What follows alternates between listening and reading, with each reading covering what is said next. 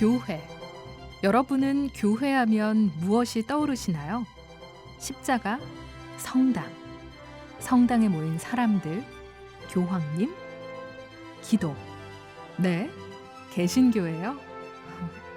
네, 우리가 자주 또 쉽게 만나는 교회의 여러 모습들입니다. 크게 보면 모두가 교회라는 말로 나타나는 것들이죠. 교회라는 단어 에클레시아는 그리스어 성경에서 한데 모인 이스라엘 민족 공동체를 의미하였습니다. 초기 그리스도교 공동체는 자신을 에클레시아라 표현하면서 예수 그리스도 안에서 하느님으로부터 부름받은 자들의 집회라는 의식을 가졌습니다. 즉 교회는 하느님께서 불러 모으시고 이에 응답한 사람들의 모임, 신자 공동체를 말합니다.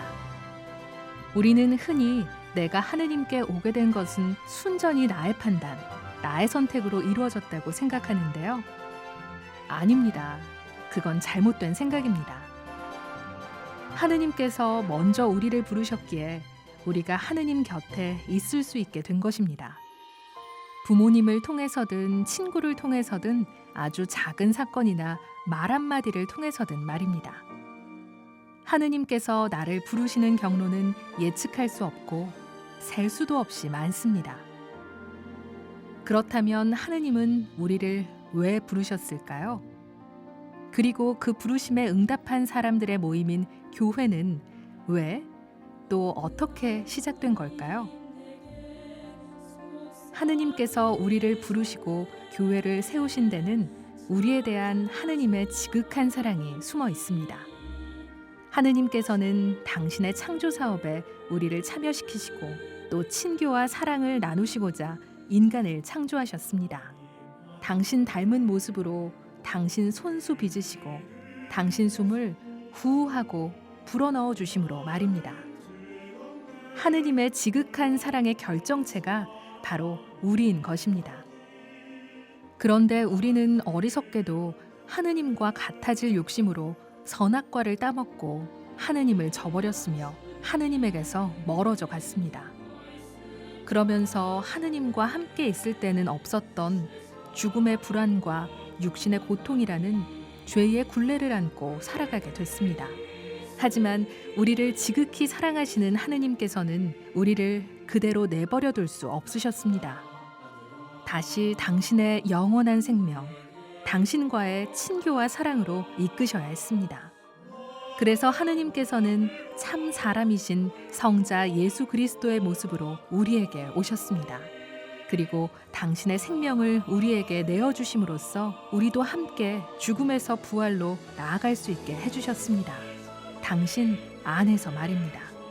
그리고 또 예수님께서는 당신의 희생 제사로 열리게 된 구원의 길이 땅끝까지 또 모든 민족들에게까지 펼쳐지기를 바라시며 사도 베드로를 시작으로 12사도를 뽑아 당신의 희생 제사와 구원 사업이 계속될 제도, 바로 교회를 만드셨습니다. 그리고 그 교회는 예수님께서 승천하신 후 미리 약속하셨던 보호자이자 인도자이신 성령께서 내리심으로써 세상에 그 모습을 당당히 드러내게 됐습니다. 결국 교회는 하느님 나라, 즉 우리를 당신과의 친교와 사랑, 영원한 생명으로 불러들이시기 위해 성부께서 계획하시고 성자께서 세우시고 성령께서 우리와 함께 시작하신 보이면서도 보이지 않는 신비체입니다. 사람이 만든 게 아니라 삼위일체 하느님께서 계획하시고 세우시고 시작하신 것입니다. 그리고 사도 베드로와 모든 사도의 후계자인 교황님과 주교님들을 통해 우리에게까지 이어져 내려오고 있습니다. 성령의 인도로 안내받고 예수 그리스도의 몸과 피로 양육되고 하느님의 백성으로 자리 잡으면서 말입니다. 그 교회 안에서 우리는 미사에 참례하여 하느님의 말씀을 듣고 그분께 찬미드리며 예수님의 몸과 피를 받아 모시고 그분과 하나 됩니다. 또한 기도로 하느님과 만나며 일상생활에서 하느님의 말씀을 되새기며 살아갑니다. 또 가난한 이들, 소외된 이들과 함께하며 모든 사람과 친교를 이루어 하느님 보시기에 좋은 세상을 만들기 위해 노력합니다.